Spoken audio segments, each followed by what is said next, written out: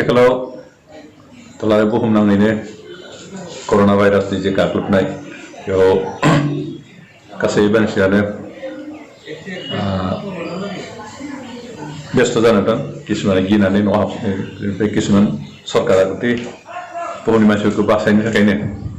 गुबुन गुबुन हादोरनि सरकारफ्रा लकडाउन खालामदों आरो बे लकडाउन समाव रावबो ओंखारनायाखै जनसमागमनिफ्राय गोजान थानो होदों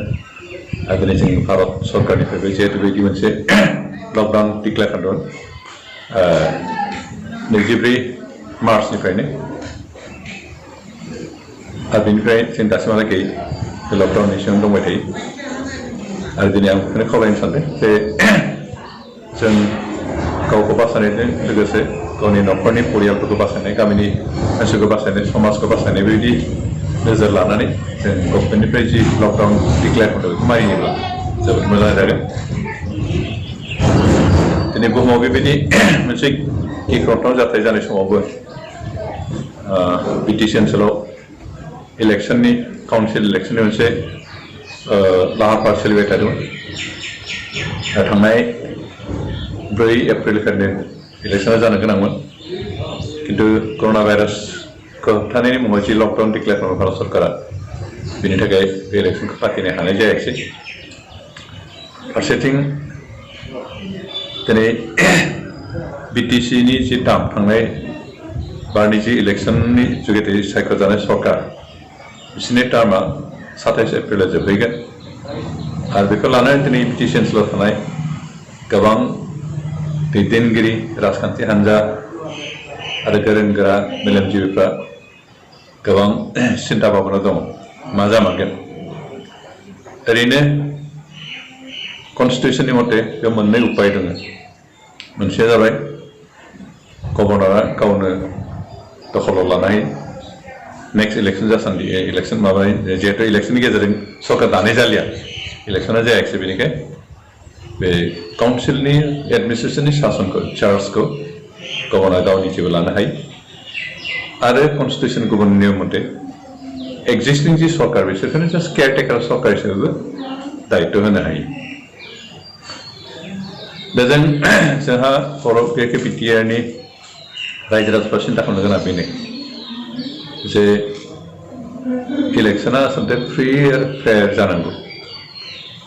आरो बेखौ जानोब्ला आथिखालनि जि बिपिएफ सरकार बिथांमोनखौनो जुदि केयारटेकार सरकार हिसाबै दायित्व होयोब्ला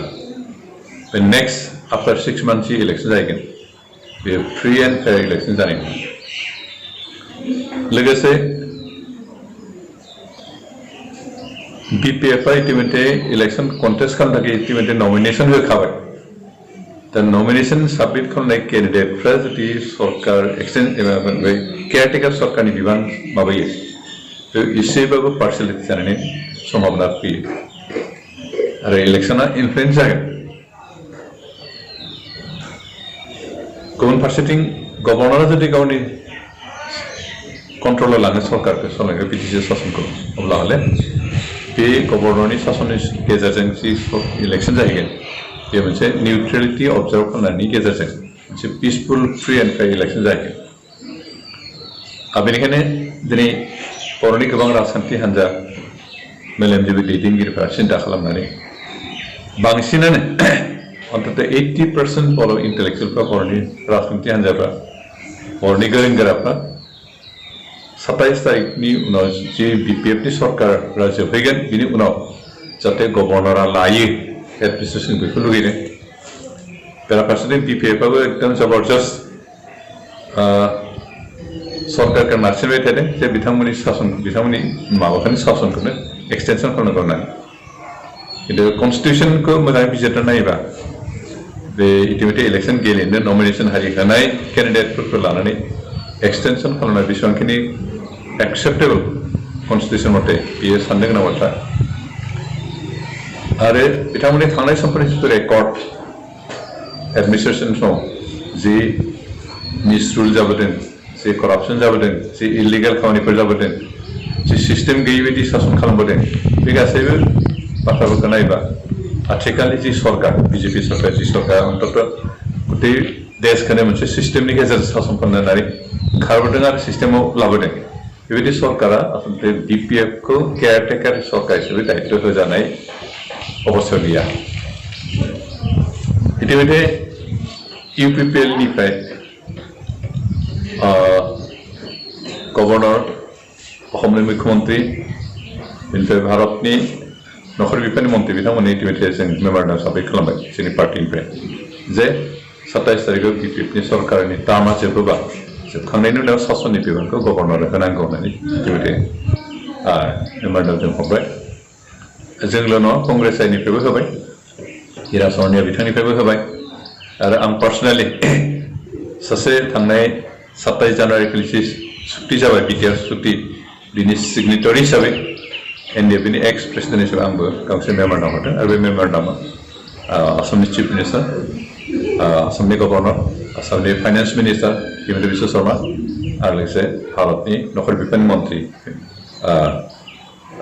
मुस्रि अमित शाह बिथांमोननोबो इतिमধ্যে मेमोरेन्डाम हरबाय आरो जों आसा खालामदों भारत सरकारा संबिजिरखौ अरायबो रेसपेक्ट होबोदों हिसाबै संबिजिरा जिबायदि लिरनाय दं what is right and what is wrong बेखौ बिचार खालामनानै अन्तत BTC नि सासनखौ आफ्टर 27 एप्रिल गवर्नरनो होगोन जों बेखौ आसा खालामदों आरो अब्लासो जों बेखौनो बुंनो हायो जे गवर्नरनि आखाइ थांबाय सासना अब्ला बिथांनि 6 मास जितु एडमिनिस्ट्रेसन जागोन बे पुरा निउट्रेलिटि माबाया सोलिगोन सासना सोलिगोन करापसन थानाय नङा आरो 6 मासनि गेजेराव इलेक्शन पार्टिबा बे फ्रि एन्ड फेयार इलेक्शन जागोन आरो अब्लासो रायजोफ्रा फ्रि गोसोजों इलेक्शनाव बाहागो लानानै मोनसे गोदान सरकार दानो खाबु मोनगोन आरो जों बेखौनो लुगैदों UPPL निफ्राय आरो बर'नि सासे मोजां सानसुमै सुबुं हिसाबै आं बेखौनो लुगैदों जे सासना गवर्नरनि आखायाव थानांगौ